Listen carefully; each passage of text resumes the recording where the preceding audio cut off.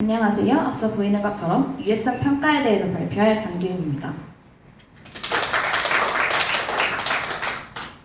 다음과 같은 순서로 발표 진행하도록 하겠습니다. 먼저 유해성 평가입니다. 유해성 평가는 앞서 발표에서 들었던 것처럼 아미노산 변화가 단백질 기능에 미치는 영향을 예측하는 것입니다. 이때 아미노산 변화를 일으키는 여러 가지 유전 변이 중 한 개의 염기서열 변화로 인해 나타나는 SNP 또한 이 아미노산 변화를 일으키게 됩니다.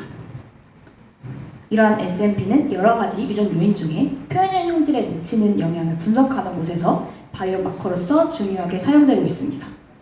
또한 왼쪽에 있는 그림을 보이시는 것처럼 SNP는 이 유전체 상에서 위치하는 곳에 따라 구분되게 되는데, 이때 단백질 코딩 및 조절 위치에 존재하는 SNP를 NSSNP라고 합니다. 이러한 NSSNP는 염기서열 변이로 인해 아미노산 서열의 변화를 야기합니다. 이로 인해서 단백질 구조 및 기능의 변화를 일으킬 뿐만 아니라 이로 인해 유전자 기능에도 직접적인 영향을 미쳐 유전 질환의 원인이 되기도 합니다. 따라서 아미노산의 변화로 인해 단백질의 기능 변화를 일으켜 표현형의 차이를 나타내는 NSSNP에 대한 유해성 평가는 연구에서 중요하게 여겨지고 있습니다. 따라서 앞서 연구에서는 유해성 평가를 사용하게 되는 프로그램들 중 시프트와 폴리펜 두 가지 프로그램에 대해서 발표를 진행하고자 합니다. 먼저 시프트 프로그램입니다. 시프트는 서열 상동성을 이용해서 아미노산 치환이 단백질 기능에 영향을 미쳐 잠재적으로 개체의 표현량을 변화시킬 수 있는지 여부를 예측하는 서열 상동성 기반의 도구입니다. 이는 아미노산의 변화가 발생한 위치와 그 변화의 유형을 고려해서 SNP의 유해성 분석을 진행하게 됩니다. 이때 단백질 서열의 주요 위치는 진화 전반에 걸쳐서 보존되며, 이는 단백질 기능과 상호 보관되기 때문에 해당 위치의 변이는 단백질 기능에 영향을 미친다는 전제로 분석이 이루어지게 됩니다. 또한 PSI 블라스를 통해 수집된 관련 서열로부터 유도된 다중 서열 정렬에서 아미노산 잔기의 보존 정도의 기초에 유해성 평가가 이루어지게 됩니다. 시프트를 통한 유해성 평가 과정은 앞서 보이는 것처럼 세 가지 단계로 이루어져 있습니다. 먼저 주어진 단백질 커리에 대해 PSI 블라스트 알고리즘을 이용해서 기능적으로 관련된 단백질 서열 데이터를 컴파일합니다. 이후 서열에 대한 정렬이 구축되면 정렬된 위치를 스캔한 후 해당 위치에서 20개 아미노산 모두에 대한 확률을 계산합니다. 이때 분석한 결과가 특정 임계치보다 아래에 위치하게 되면 단백질 기능에 영향을 미치는 치환으로 예측되며, 이때 0부터 1까지의 범위를 변이 점수로 사용하게 됩니다. 그 결과 0.05 이하의 점수를 나타내는 SNP에 대해 유해하다라고 정의를 하게 됩니다. 따라서 앞서 보이는 해당 과정을 통해 아미노산 변화가 단백질 기능에 영향을 미치는 정도를 분석함으로써 시프트를 통한 유해성 평가가 이루어지게 됩니다. 다음으로 시프트를 통해서 유해성 평가가 이루어지는 프로토콜에 대해 설명해 드리도록 하겠습니다. 앞서 설명드리고 있는 시프트와 추후에 설명드릴 폴리펜2 프로그램 모두 유해성 평가를 진행하기 위해서는 단백질 쿼리 시퀀스를 확인해야 합니다. 이때 단백질 쿼리 시퀀스는 유니플러스라는 사이트를 통해 확인드릴 수 있습니다. 먼저 앞서 예시에 보이는 것처럼 자신이 변이가 발생한 유전자를 입력한 후에 그 뒤로 유전자의 품종 또한 함께 입력하게 됩니다. 이렇게 되면 해당 품종에 대한 단백질 쿼리 시퀀스를 보다 정확하게 확인할 수 있습니다. 추후 검색된 여러 가지 항목 중에 자신이 원하는 유니플러스 아이디를 선택해서 클릭하게 됩니다. 그 결과 그 아이디에 해당되는 단백질 시퀀스를 확인하기 위해 왼쪽에 위치하는 여러 가지 항목 중 시퀀스라고 하는 곳을 클릭하게 됩니다.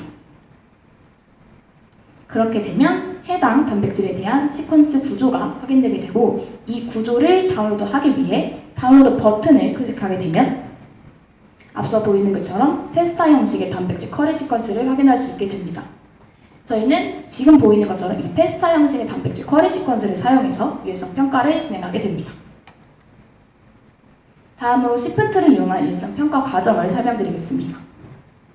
먼저 시프트 프로그램에 접속한 뒤 보이시는 것처럼 싱글 프로테인 줄 가장 아래에 있는 시프트 얼라이먼트 시퀀스를 클릭하게 됩니다.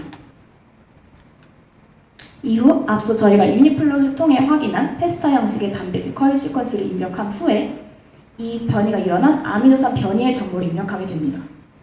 이때 입력하게 되는 형식은 먼저 변이가 발생하기 전에 아미노산을 입력한 후에 변이가 발생한 아미노산의 위치를 입력하고 그 후 아미노산의 변이가 나타난 변이 아미노산을 입력하게 됩니다.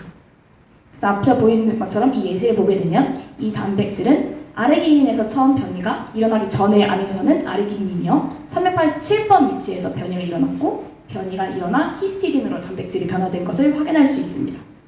이때 이러한 입력 형식을 지키지 않으면 이 프로그램이 인식하지 못해 분석이 이루어지지 않으므로 주의해서 정보를 입력하시면 될 것 같습니다. 따라서 원하는 정보를 모두 입력한 후에는 분석을 진행하기 위해 서브밋 버튼을 클릭하면 됩니다.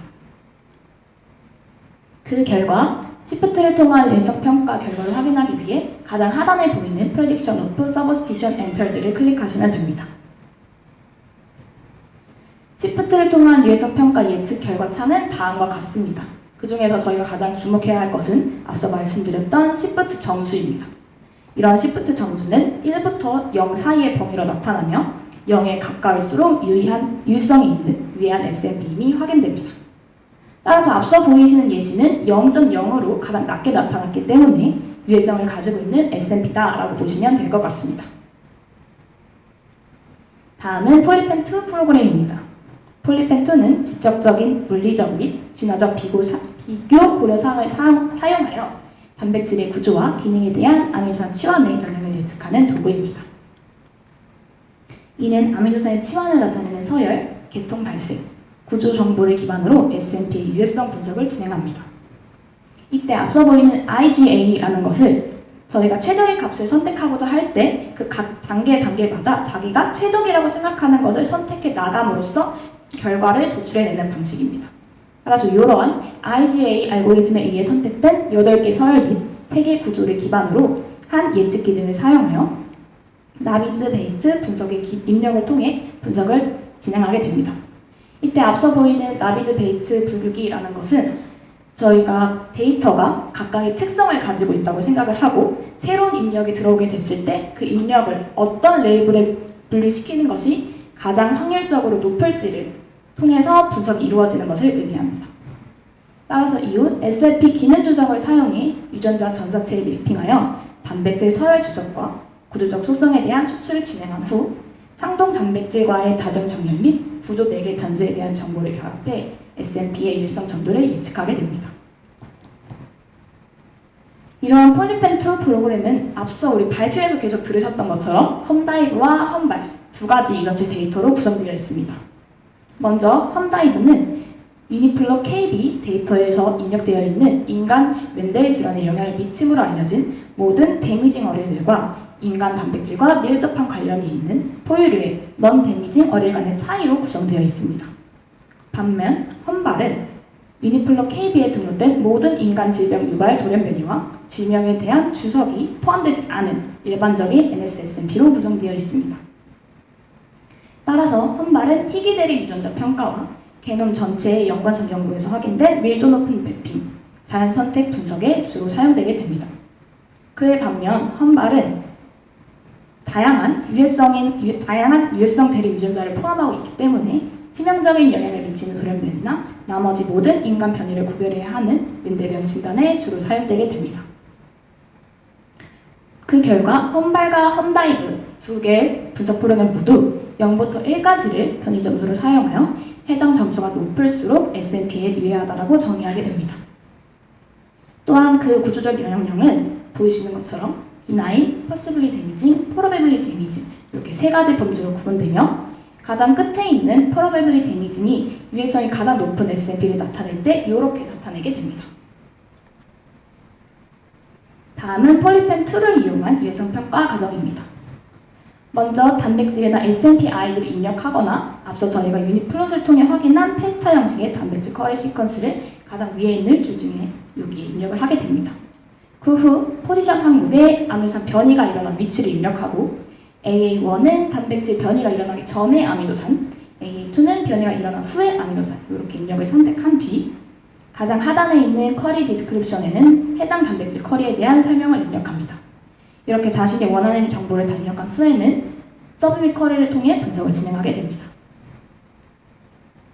이후 서버 네임이 폴리펜2로 이렇게 나온 것을 확인하신 후에 분석을 진행하시면 되는데 만약 이때 폴리펜2가 확인되지 않았다면 다시 처음 상태로 돌아가서 원하는 정보를 다시 제출한 후 분석을 진행시켜야 합니다. 이후 하단에 있는 그리드 스테이트는 IGA의 상태를 나타내는 것으로 이 분석 프로그램이 얼마나 시간이 걸릴지를 나타내주는 것입니다. 따라서 로우 레인지는 라이트부터 하이 이렇게 나타나게 되고 퍼센테이지는 0부터 100까지 나타나게 됩니다. 이때 로우 레인지가 라이트고 퍼센테이지가 100, 즉 크기가 클수록 속도가 빠르게 분석이 진행된다고 생각하시면 될 것 같습니다.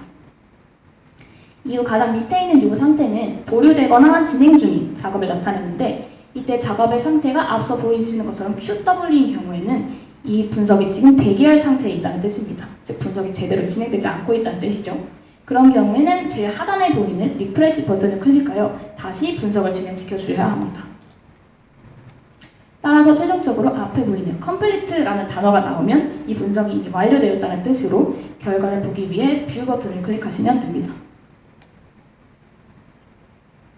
다음으로 폴리펜2를 이용한 유해성 평가 결과 해석입니다. 먼저 쿼리 영역은 제출한 단백질 쿼리 시퀀스에 대한 정보를 나타내주고 있습니다. 먼저 프로테인 ACC는 저희가 처음에 제출했던 단백질 쿼리에 대한 단백질 아이디를 나타내주고 포지션은 아미노산 변이가 발생한 위치, AA1은 변이가 발생하기 전 아미노산, AA2는 변이가 발생한 후의 아미노산을 나타내줍니다. 그리고 가장 마지막에 있는 디스크립션은 제출한 단백질 쿼리 시퀀스에 대한 단백질 설명을 해주고 있습니다. 이후 험발 버튼을 클릭하여 험다이브와 험발에 대한 예측 모델 결과를 확인하게 됩니다.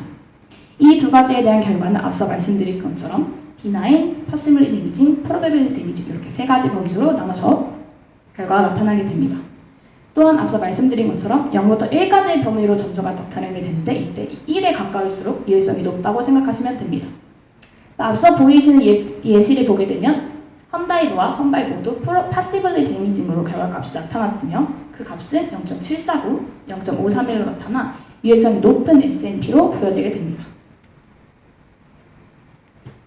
다음으로 멀티플 시퀀스 얼라이먼트를 클릭하여 다중조율 정렬 결과를 확인하게 됩니다.